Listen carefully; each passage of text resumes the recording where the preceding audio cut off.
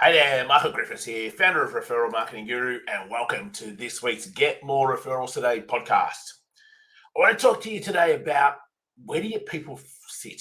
How do you find your people? How do you know who to sell to? Where do you go searching? What do you do? We're going to dive right into that. But as always, hey, we're not going to run ads. We don't have sponsors. If you love the show, please share it. Hey, if you love what's going on, share it to a colleague, share it to a referral source, share it to your clients, share it. It's the way we get out there. It's the way we can stay number one referral marketing podcast out there in podcast land, and it's greatly appreciated. So let's get into your target audience. Where do you find them? How do you find them? How do you know where they are? But before I dive into that, there's something I want to touch on to start with. See, to me, there's two ways that you can market your business. All by yourself or through other people's networks. That's it.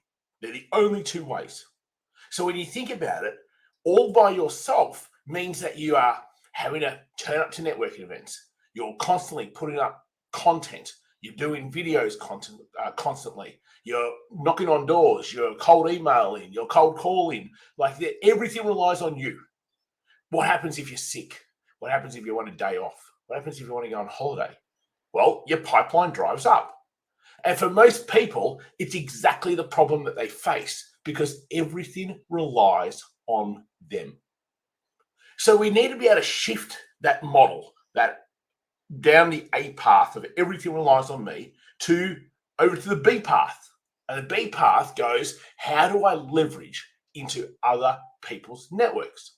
So when you think about it, let's just go, I want to run Facebook ads, or I want to be able to get on Google pay-per-click. Well, that's getting into someone else's network.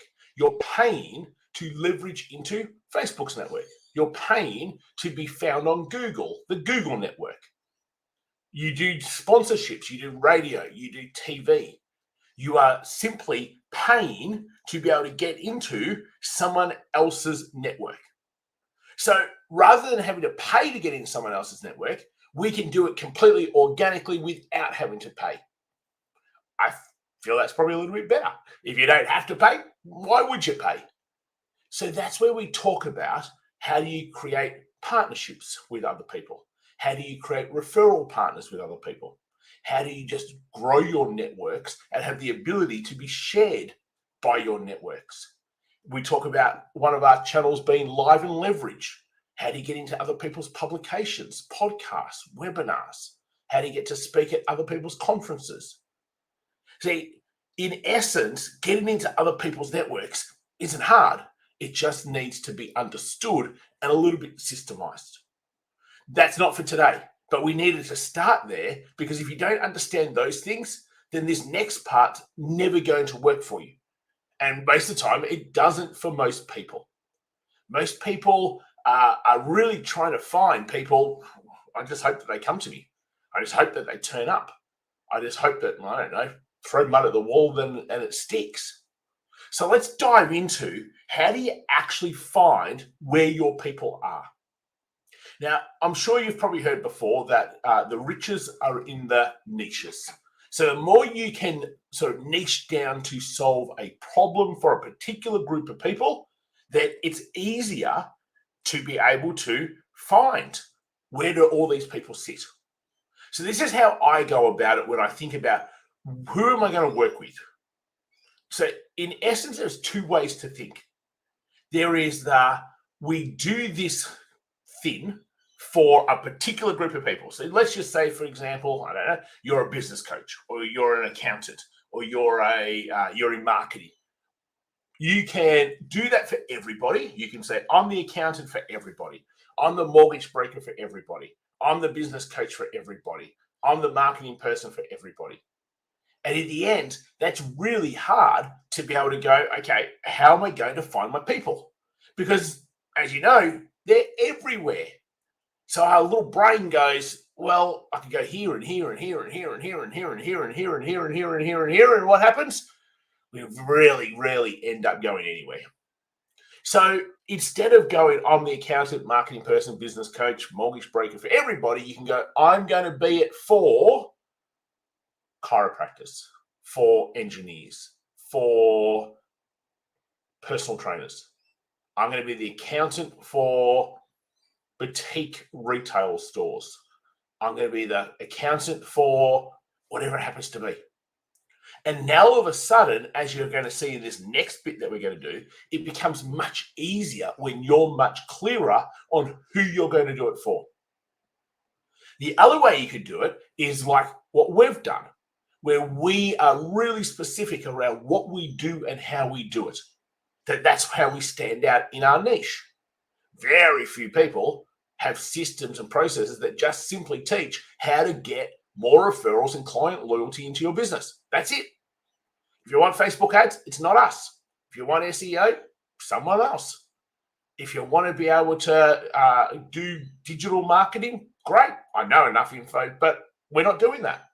We are focusing purely on transforming your referrals and your retention. That's it. So either someone wants that or they don't. And if someone wants that, that allows us to just be a little bit more wider in terms of who we can do that for. And in saying that, we really just stick to service professionals. So if someone's a coach, a consultant, some sort of service professional, that's our bread and butter. That's what we do every minute of every day to be able to help those people grow their business through referrals and keeping clients for longer. So you need to think right now around, are you shooting yourself in the foot because you're trying to be too wide rather than trying to be so specific? And the more specific you are, the better clarity you get. I think that's super important because without clarity, you ain't ever going anywhere. So why don't people do this? Like, I didn't say anything there that was probably rocket science. You've probably heard a lot of that before. So my question is then, why haven't you taken it and why haven't you done it? It's the way we are hardwired. So we're actually hardwired to not want to go down this path because our survival brain is saying, well, hold on, I'm missing out on all these people over here, and I'm missing out on those people over there, and I'm missing out on these people over here, and but what about this group over here? And aren't I now just limiting how much money I could make? And honestly, you're not, because you're not even coming close to making what you could if you just had a key group of clients. I think breaking it down like this starts for you to understand that the scarcity thinking right now is actually stopping you from being a $1, $2, $3, $5 million business. Because you feel you've got to do things with everybody, and now you've got fingers in different pies. And now your brain goes, well, I've got to put 5% of my brain over here and 10% over there and 20% to this section. And it can't do what it needs to do at 100%, focusing on one thing. So we've got to get out of that, the survival scarcity way of, well, if I only do it for pet owners, if I only do it for personal trainers, if I only do it for mortgage brokers, because it makes it harder to actually now know where to go and what to do, and the part I'm about to get into right now. So think about, do you want to teach or do you want to provide a service around a particular thing that's just really niche and you can do it wide? Or do you do something such as accounting, financial planning, mortgage broking, marketing, graphic design, web, software, etc.? Do you provide a service where you go, you know what, I'm going to provide that service because other people can provide that service too, but I'm going to do it for this particular group of people. And for most of you, that's what you should be doing. So I'm going to use this as an example. I'm going to be a marketing agency and I look after engineers. That's my little group. So therefore, what comes now into my thinking goes like this. Where do those engineers hang out? What publications do they read? What conferences or trade shows do they turn up to? What podcasts do they listen to? What associations do they belong to? Do they work with some other type of provider? Maybe it's around software. Maybe it's a customer management system. Maybe it's other consultants. And when I start thinking about where else are they, what I'm actually doing now is starting to think about how can I leverage into other people's networks who already have the engineers. So let's break this down even further. So you might go, great, I'm making this up. Okay? But you might go, great, they read Engineer Monthly. So now you ask yourself, how could I become published in Engineer Monthly? I reach out to the editor. I see if I can get an article in there. I don't need to pay for sponsorships. I don't need to pay for an ad. They need content. So most of the time, hey, the magazine or the publication, they're in the business of making money. So they'll always go down the path of you can buy an ad or you can pay to be able to get in here. But there's other ways around that.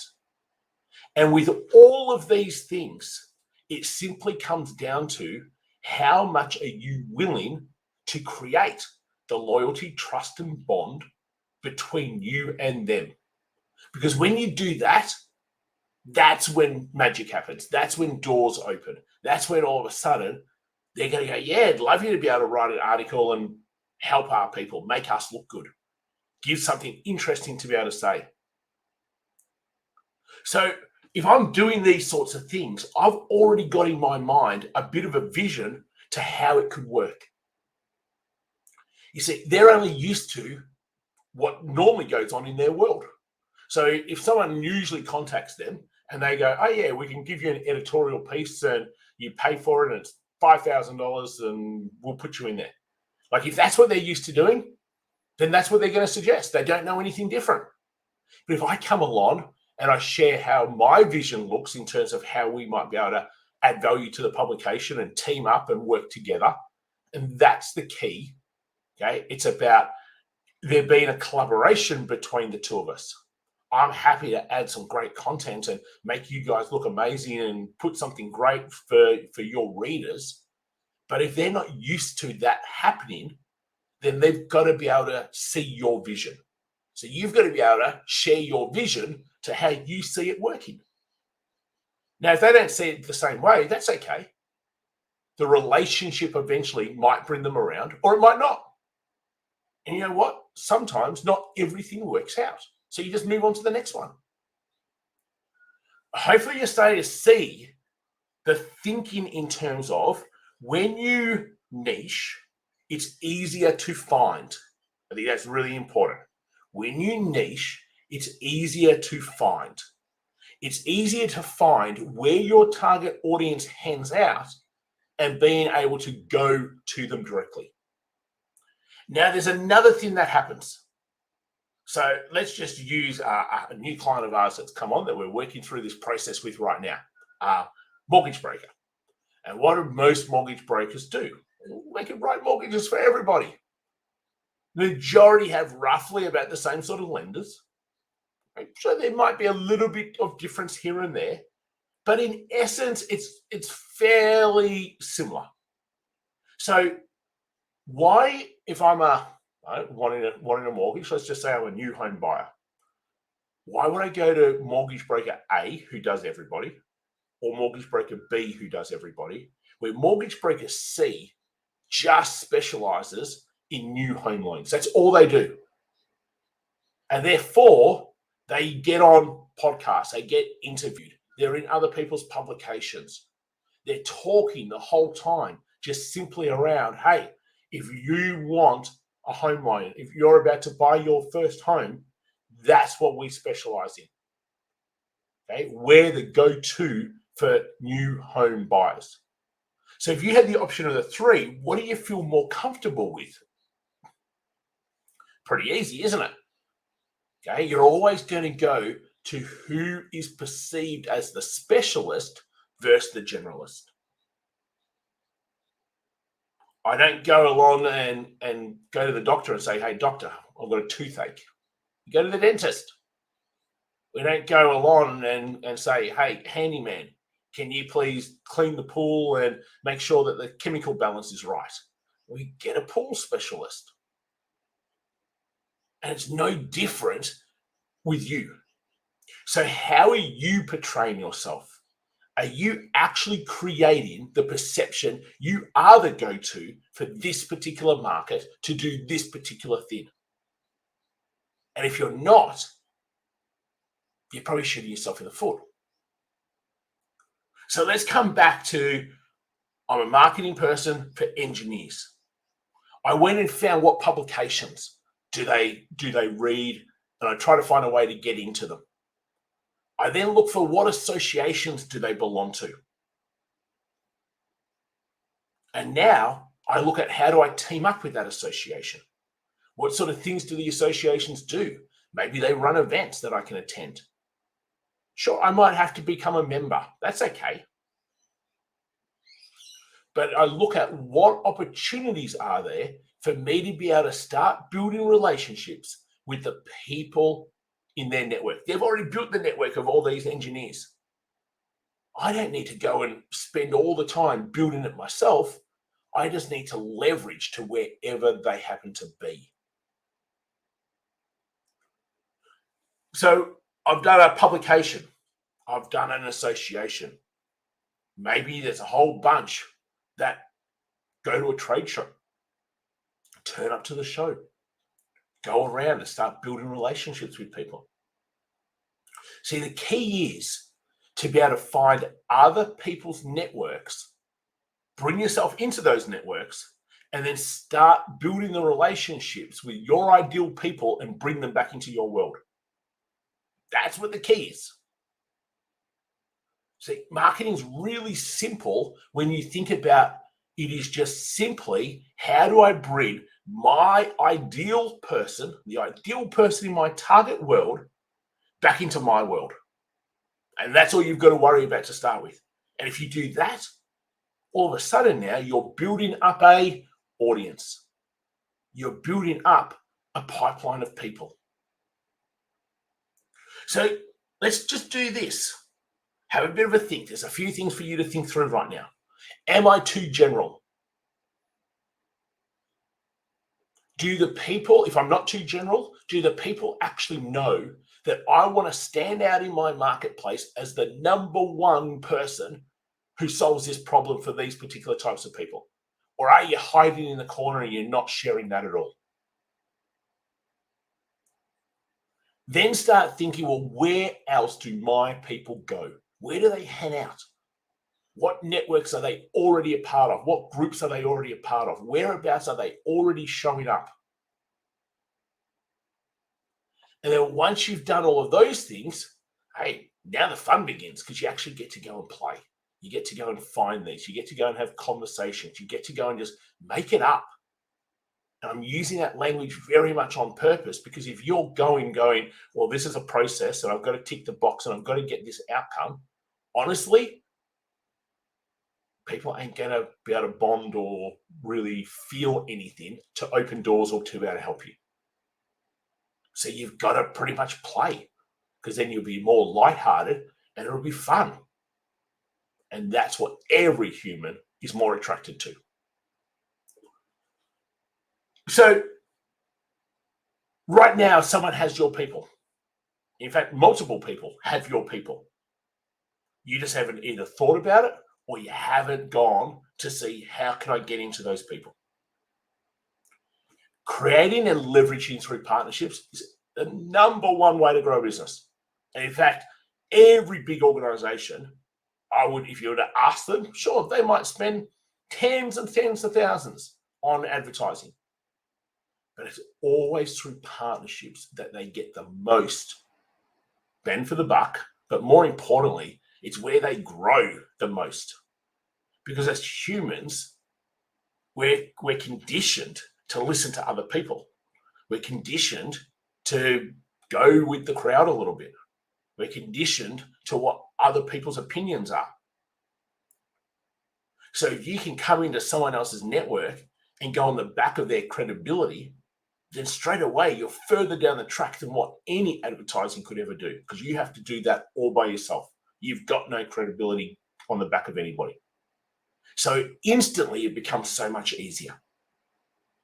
So think about, how can you be maybe more specific with what you do and who you do it for? How do you make sure everyone knows that you are the go-to? And then where do your people sit? How do you leverage through other people's audiences? Hopefully that's been super helpful. As always, make sure you hit that follow button, subscribe button.